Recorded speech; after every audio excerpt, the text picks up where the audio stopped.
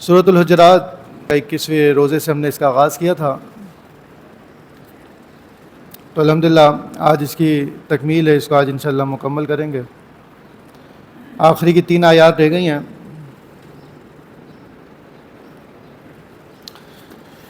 اعوذ باللہ من الشیطان الرجیم، بسم اللہ الرحمن الرحیم۔ قل اتعلمون اللہ بدینکم واللہ یعلم ما فی السماوات وما فی الارض واللہ بكل شیء علیم۔ يمنون عليك أن أسلموا قل لا تمنوا علي إسلامكم بل الله يمن عليكم أن هداكم للإيمان إن كنتم صادقين إن الله يعلم غيب السماوات والأرض والله بصير بما تعملون۔ قل، اے پیارے حبیب علیہ الصلوۃ والسلام، کہہ دیجئے، لوگوں سے فرما دیں، جب صرف حمزہ اکیلا ہے، اتعلمون، اتعلمون کے اندر حمزہ علیحدہ ہے، تعلمون یہ ایک لفظ ہے، یعنی حمزہ الگ حرف اور لفظ ہے، اور تعلمون الگ ہے۔ حمزہ جب اکیلا آ جائے تو اس کا مطلب ہوتا ہے کیا 2 قسم کے ہوتے ہیں، ایک کنفرمیشن کے لیے ہوتا ہے اور ایک مکمل جانکاری کے لیے ہوتا ہے۔ تو یہ استفہام ہے، سوال کیا یہاں پہ اللہ تعالیٰ نے کہ محمد صلی اللہ علیہ وسلم لوگوں سے ہی پوچھئے، لوگوں کو بتا دیں، اتعلمون، کیا تعلمون، تم سکھاتے ہو، اللہ کو، کیا تم اللہ کو تعلیم دیتے ہو، کیا تم اللہ کو سکھاتے ہو، بدینکم، اپنے دین کا دعویٰ کر کے کہ میں مسلمان ہو گیا، میں دیندار ہو گیا، میں ایمان لے آیا، تو یہ کہ تم اللہ کو سکھاتے ہو۔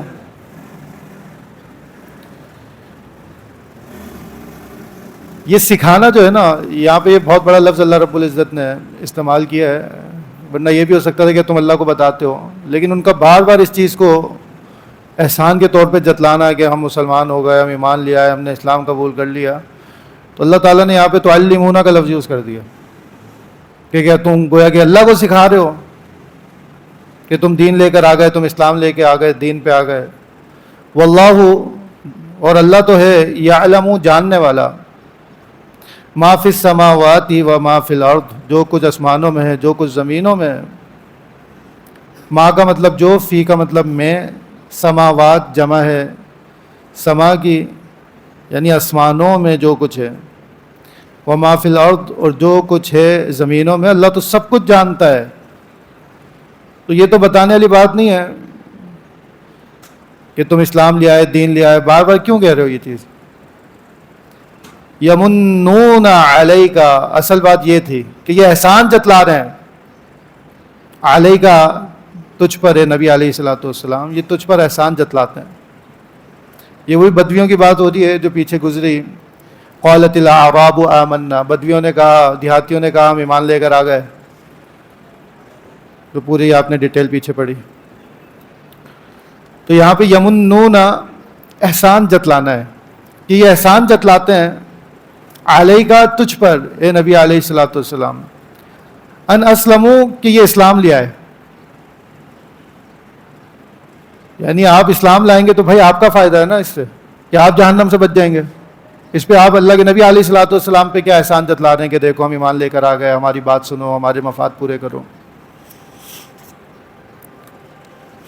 قل، اے نبی علیہ الصلوۃ والسلام کہہ دیجئے، لا تمنوا علی اسلامکم، لا نہیں، تمنو احسان جتلاؤ، علی مجھ پر، اسلامکم، کم پڑھا تھا آپ نے، بار بار پڑھا، تمہارے، اسلامکم، تم اپنے اسلام کو مجھ پر احسان نہ جتلاؤ،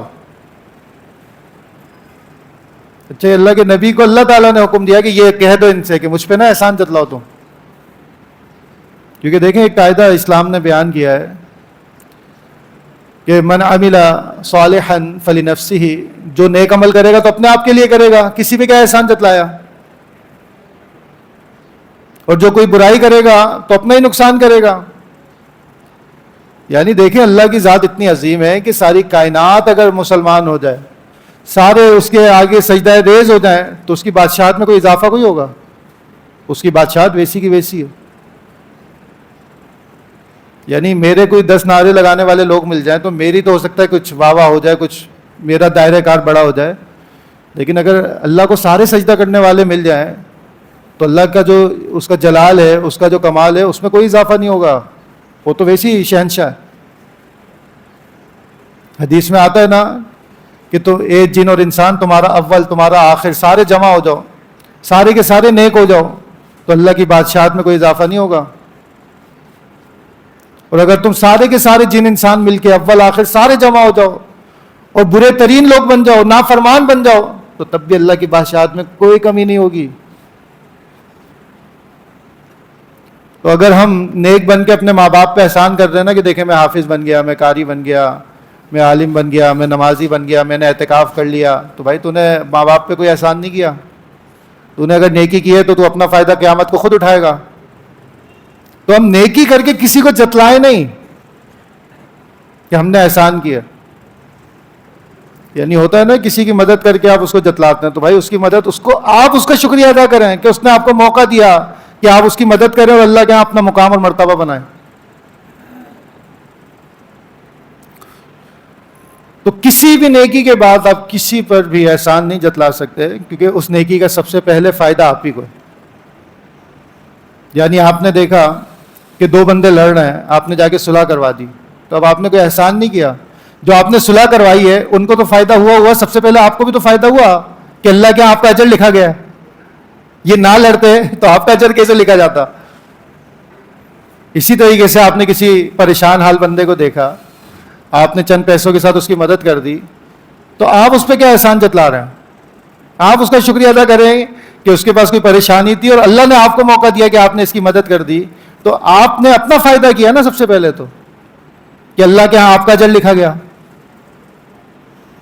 تو الغرض نیکی کر دریا میں ڈال، بالکل درست بات ہے کہ آپ نیکی کر دیں، اس کو بھول جائیں، کسی کو احسان نہ جتلائیں. قیامت کے دن اللہ تعالیٰ آپ کو ایک ایک نیکی آپ کی دکھائے گا، اور اس وقت آپ کو یاد بھی نہ ہو تو آپ پھر کہیں گے یہ کیسے آ گئی، یہ کیسے آ گئی. اللہ تعالیٰ بتائے گا یہ فلاں نیکی تھی، یہ فلاں چیز تھی. تو نیکیاں کرتے جائیں، بس کسی پہ کوئی احسان نہ جتلائیں.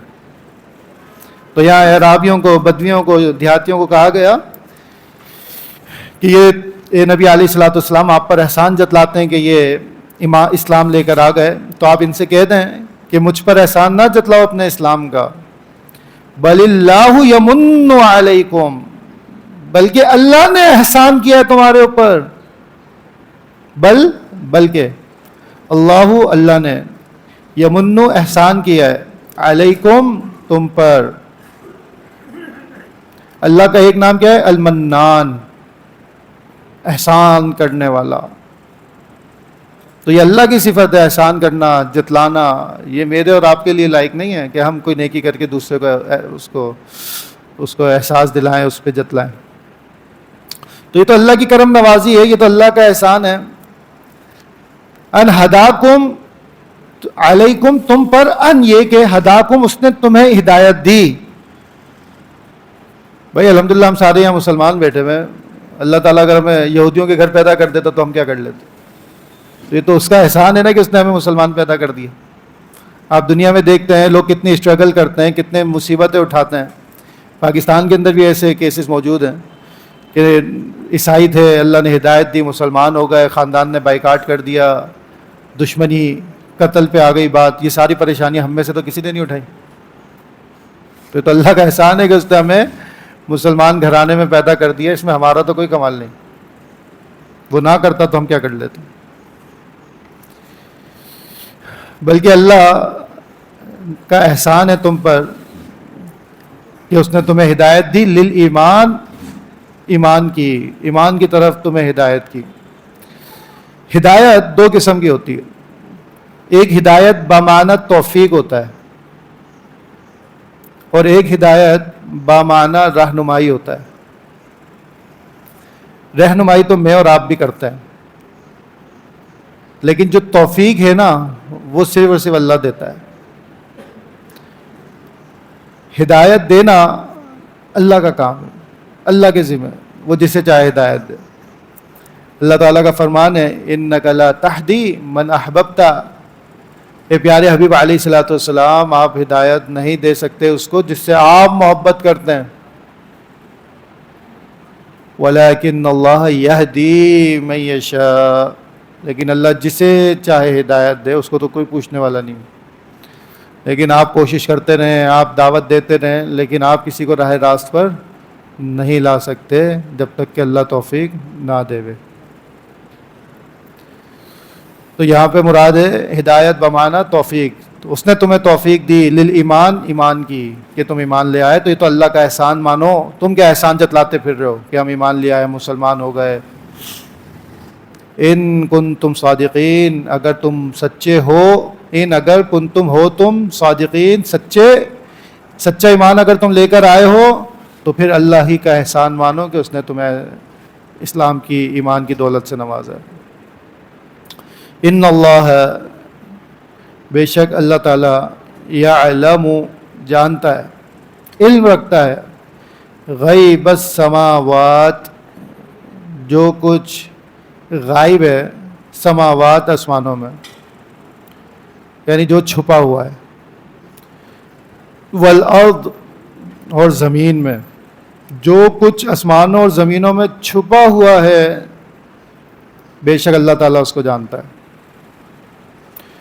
تو جب اللہ تعالیٰ زمین و آسمان کی چھپی ہوئی چیزوں کو جان سکتا ہے تو کیا اس کو نہیں پتا کہ تیرے دل میں ایمان ہے؟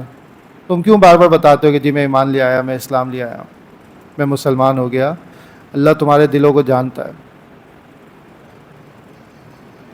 ہوا اعلم بمن اتقى، وہ خوب جانتا ہے کہ تم میں تقوی والا کون ہے. ولا تزکوا انفسکم، غالباً سورۃ النجم کے اندر اللہ تعالیٰ فرماتا ہے اپنے آپ کو پاک صاف ظاہر نہیں کرو کہ میں بڑا پاک ہوں، میں بڑا تقوی والا ہوں. ہوا اعلم بمن اتقى، وہ جانتا ہے کہ تم میں تقوی والا کون ہے. کس کے دل میں ایمان ہے، کس کے دل میں اللہ کا ڈر ہے، وہ جانتا ہے، اس کو نہ بتلاؤ. تو یہاں پہ بھی یہ دلیل دی اللہ تعالیٰ نے کہ وہ اللہ ہے جو زمین اور آسمان کی چھپی ہوئی چیزوں کو جانتا ہے. تو تم جو اپنے ایمان کا بار بار دعویٰ کر رہے ہو تو یہ دعوے نہ کرو. ٹھیک ہے، تم ایمان لیا ہے، کوئی احسان نہیں ہے، تمہیں فائدہ ہوگا ایمان لانے سے. واللہ، اور اللہ تعالیٰ، بصیر بما تعملون، اور اللہ تعالیٰ خوب دیکھنے والا ہے، بما تعملون، جو کچھ تم عمل کر رہے ہو. جو کچھ تم عمل کر رہے ہو اللہ تعالیٰ اس سے بخوبی واقف ہے. یعنی آپ نے کوئی ذرہ برابر بھی نیکی کی ہے، فَمَن يَعْمَلْ مِثْقَالَ ذَرَّةٍ خَيْرًا يَرَهُ، جس نے ذرہ برابر بھی نیکی کی ہوگی تو قیامت کے دن اس کو وہ نیکی دکھا دی جائے گی. اللہ کے ہاں تو بھولنے والا کوئی کانسیپٹ ہی نہیں ہے نا. وَمَن يَعْمَلْ مِثْقَالَ ذَرَّةٍ شَرًّا يَرَهُ، اور جو ذرہ برابر بھی بدی کرے گا، گناہ کرے گا، وہ بھی قیامت کے دن اس کو دکھا دیا جائے گا. تو اللہ کے ہاں تو ایسا ریکارڈ ہے کہ اس کے اندر کوئی بھی بھولنے کا اندیشہ نہیں ہے. یعنی کئی دفعہ ہم نیکی کر کے ہم چاہتے ہیں کہ ہم کسی کو بتا دیں یا یہ ہو جائے، تو بھائی آپ کو بتانے کی ضرورت نہیں ہے. آپ نیکی کو چھپائیں ہیں. اللہ تعالیٰ کے پاس ایسے لکھنے والے موجود ہیں جن کا ریکارڈ کبھی بھی خراب نہیں ہوتا، اور وہ پورا ریکارڈ آپ کو قیامت کے دن دکھا دیا جائے گا.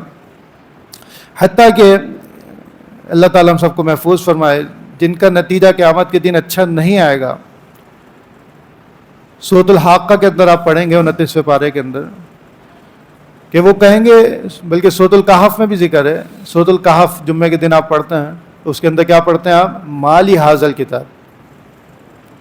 بندہ حیران و پریشان ہو کر کہے گا یہ کیسی کتاب ہے، لا یغادر صغیرۃ ولا کبیرہ، ना कोई छोटी सी छोटी बात छोड़ी, ना कोई बड़े से बड़ी बात छोड़ी, इल्ला अहसाहा, लेकिन सब कुछ जमा करके मेरे सामने रख दिया। यानी कई दफ़ा हम काम करके बोलते हैं कि यार चलो ये देखा जाएगा, तो हमारा शायद कॉन्सेप्ट ये होता है कि वह भूल जाएंगे, अल्लाह को नाउजुबिल्लाह नहीं पता चलेगा, क़यामत के दिन इस चीज़ का हिसाब नहीं होगा। तो जो इस कॉन्सेप्ट के साथ मरेगा वो क़यामत के दिन परेशान हाल होगा कि भाई ये कि तो छोटी सी छोटी बात भी इसके अंदर मौजूद है। अच्छा, ये वो जो छोटा सा मैं समझ रहा था कि तो छोटी सी बात है, वो भी लिखी हुई है, और जो बड़ी थी वो तो है ही है, छोटी सी छोटी बात भी इसके अंदर लिखी हुई है। तो मेरे भाइयों, अल्लाह ताला आलिमुल गैब है, वो छुपी हुई बातों को जानने वाला है। तो कभी भी ये ना समझें कि आपने अगर किसी के साथ धोखा किया है, किसी के साथ फ्रॉड किया है, तो क़यामत के दिन आपसे पूछा नहीं जाएगा, भूल जाएंगे और सब कुछ ये हो जाएगा वो हो जाएगा। तो ऐसा नहीं है।